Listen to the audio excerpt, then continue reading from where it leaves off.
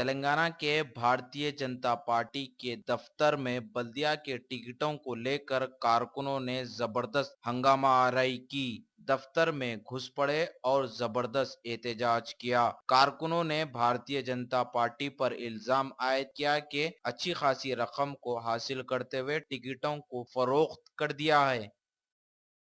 में हम पूरा तैयारी कर रहे हैं। तेलुगुदेशम पार्टी के साथ सीट समझौते के बारे में चर्चा ऑलमोस्ट हो गया। कुछ सीटों पे चेंज करने का हम चर्चा कर रहे हैं। उसके कारण से कुछ सीटों का एक सीट के लिए ऐसा 5-6 सीट का हम रोकना पड़ा। ऐसा 1-2 सीट का जो चेंजेस के लिए हम चर्चा करें। जैसा भी चर्चा होगा नहीं होगा हम तो तुरंत सीट नामों का घोषणा करेंगे। हम लगभग 21 से पूरा कैंपेन जोर जार से आगे बढ़ेंगे। मुस्लिम सीट अभी मेरे ख्याल से 8-9 सीट तक हमें दिया है ना, उससे मालूम पड़ेगा आज तक कल तक में लगभग 7-8 सीट मुस्लिम को दिया है।